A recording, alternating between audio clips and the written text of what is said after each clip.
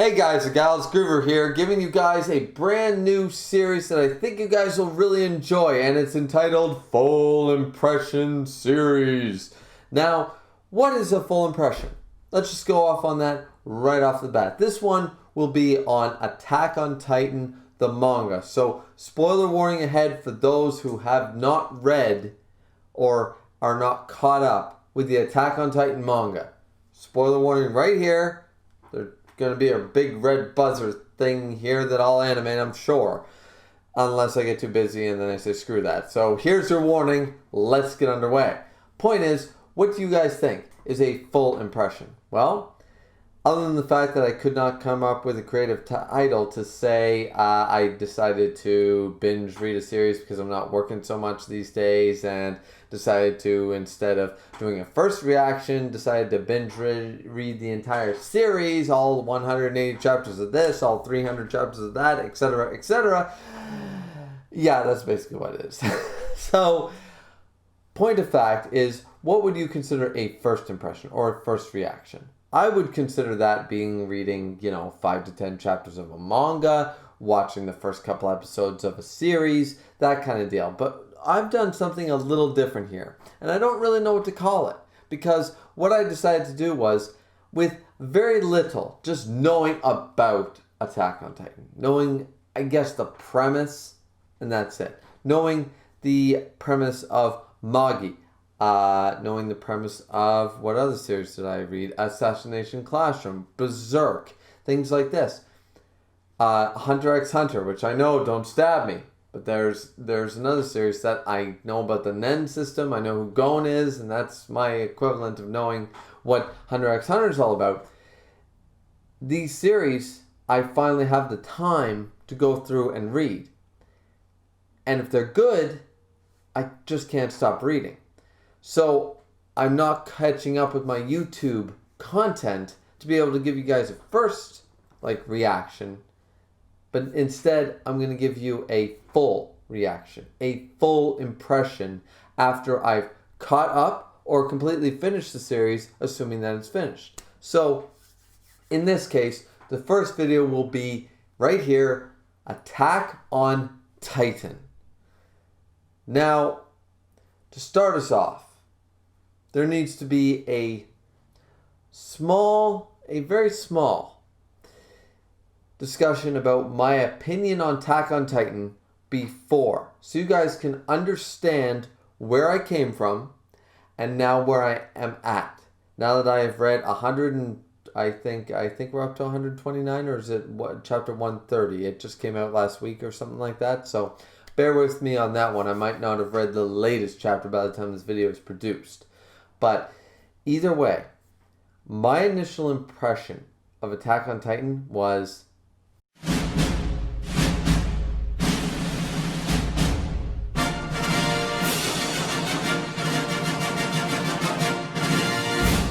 this is another Walking Dead, another Last of Us, another Left 4 Dead, another Resident Evil. How many? It was the years of the zombie. It was the decade for zombies. Was it not? Was it not the post-apocalyptic genre that was taking everything? There was 3 failed TV series. There was the Jericho one and the Armageddon one and all those weird-ass TV series that were coming on the major networks and such. Everything was post-apocalyptic, war zone, and zombies. That's all it was. But the problem is that the zombie genre also included a post-apocalyptic theme. Attack on Titan to me, automatically, from the premise, seemed like just another shot in the barrel, right?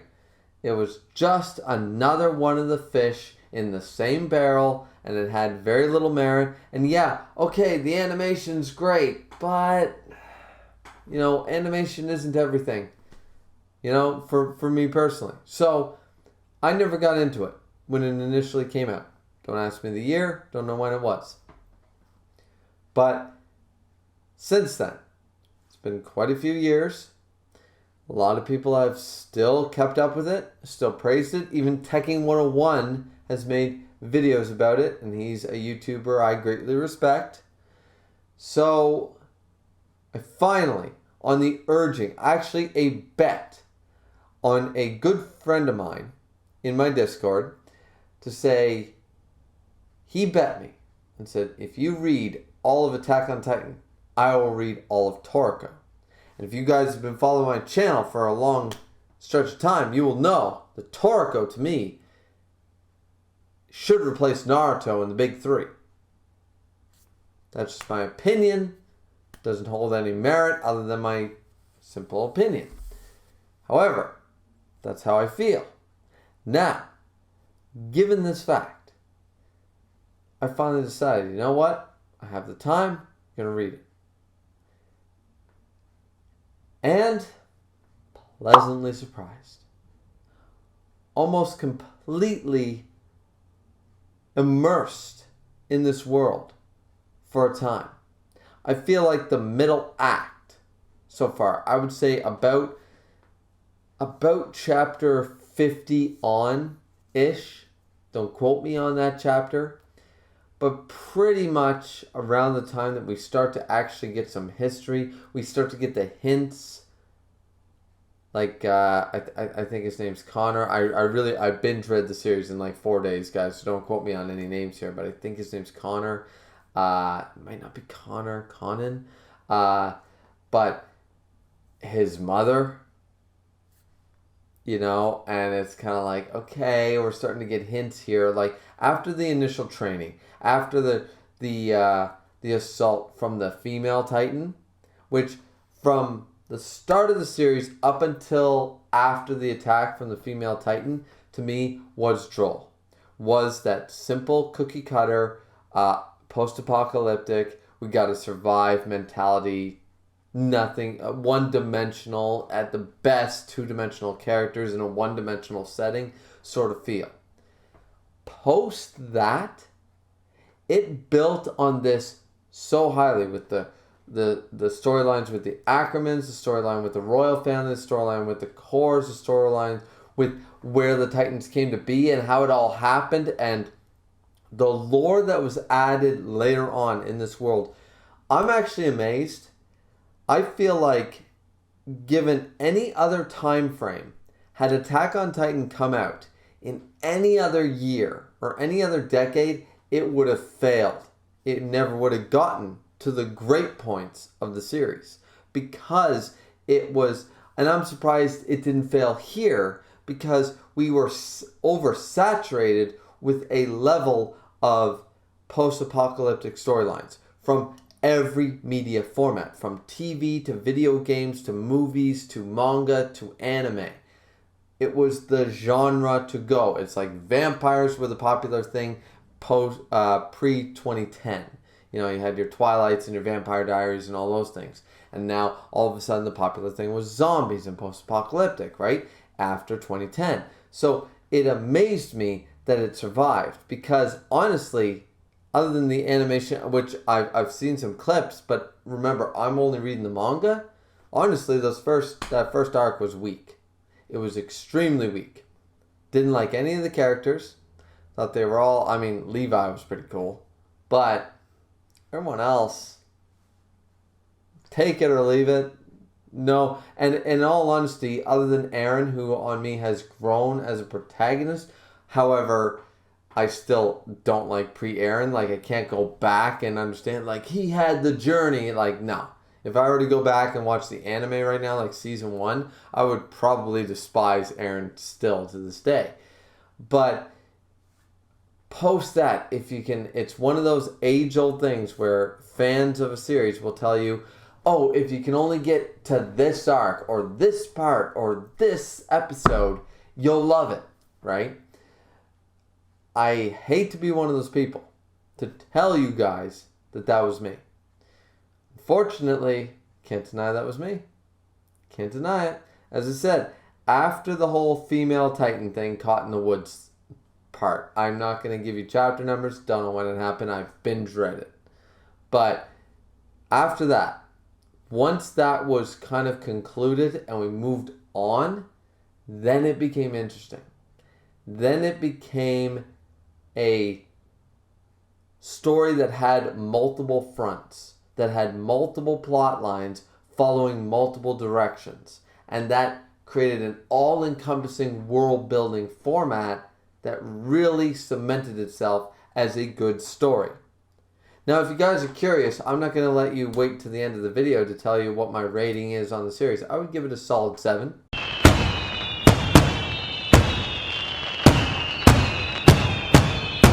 It's a solid 7. And in all honesty, I probably would have called it a 4 given only the first, arc. If we want to call, I don't know what you guys call it, basically what I've described before, from the beginning of the series to the female Titan capture. 4, maybe 5, average at best. From then on, it improved so drastically that I'd give the series overall a solid 7. Because that's when we fully started to get some characters, some meaningful characters. In all honesty, it might be the art style, but they were kind of blending for me. Couldn't tell one girl from the other. Yeah, I knew who Eren was, I knew who Misaka was, I knew who Levi was, and I knew the bald dude. Like the bald general guy. His name begins with a P. Okay, that was it. I couldn't have told you any other character names up until that point. Up until the female Titan fight, couldn't have told you. Like, Connor was a little different, if I'm saying his name right. See, once again, and I also had a really bad translation, guys, just to be able to read it. So, forgive me for, butchering some names here. But either way, in all honesty, I thought the series was really well handled. There are problems. A big one for me was after the female Titan thing. And they do their plan. They find out Eren is the attack Titan and blah, blah, blah. And they do all that stuff. Out of the blue, we get, well, I'm the Armor Titan and I'm the Colossal Titan. Come with us. Literally within earshot of the higher-ups. Literally just randomly, out of nowhere, out of the blue. Yeah, I know you're fighting against these people. I know they killed your mom and stuff like that. But seriously, we're the ones who caused all that shit. Come with us right now. Like, right when we're about to attack. Come with us. That... I have still tried because I like Reiner as a character. I think he's a very good character, a sympathetic character, and I understand like the whole split in his personality and such. But even looking back from the standpoint of now till then, that was a serious problem.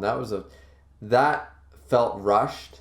That felt like I really gotta have a reason to just boom bring some action and back into the series because I can't have them, winning or something like that. It just felt like I need to have a Deus Ex Machina in the mix I need turmoil randomly just to make sure that there's plot in this arc. It felt contrived. It was probably the worst. It's honestly my most hated part post Female Titan. There was a lot of problems in the first arc, I'll admit, but post that was the worst thing about Attack on Titan so far. Maybe it's biased, and I'm sure you guys have your reasonings. You stans and fans will have your reasoning as to why that is an okay thing. It's fine dandy, but for me personally, them revealing, we were the Titans that we destroyed the wall, we caused all the mayhem, and you guys were safe and fine, and we basically ruined all that for the last 5 years, but don't worry about it, it's all good, come with us. It came out of nowhere, and strategically made no sense. It's not a gamble like Ausen to Roboku in Kingdom. It's not a gamble like L versus Light. This was stupid. had no logical reasoning, had no emotional reasoning, and even if it was, regardless which personality of Reiner was on the chopping block, it makes no sense from either standpoint. So I have a serious problem with that. Don't get me wrong, from then on, that's when shit went down. That's when greatness happened, but it was the worst catalyst, was it not? It was a terrible catalyst that brought upon some great story. It brought on great plot and great story, but can't agree with the way it came about. Maybe it, as a binge reader, it was different. Maybe for our weekly readers who happened to be there when it happened week by week. But for me, it was not cool. It was not good. It was terrible writing. It was a deus ex. Here's a plot device because we need to have action. We need a reason to move the plot along. And we'll just randomly have this character forget all mental fortitude, forget all brain capacity, forget all logic, all mission, everything. Even if you go back and realize his entire mission and sympathize with him, this is not the way to get Eren on your side. In any stretch, everything that Reiner should know about Eren should tell him this is a terrible way to do it. You know? There were so many. There was literally 99 other avenues, and he chose the one with a negative percentage chance of working. We're not talking about that whole, like, you have a lock-picking skill in Skyrim in an Elder Scrolls game, and you're like, okay, I don't have I'm working on a master lock at level 1, and I'm going to break 20, lock picks every goddamn second. But there's still a chance you can make it happen. There's still a chance you can make it work. No, this would never have worked. Why did anybody in their right mind think this would work? And it really reduces Reiner as a character for just randomly, yeah, we're the bad guys. Hi, what's up? Flag. Hi guys. We're the Titans. We're the ones you guys hate. Sup? It made no sense. Hated it.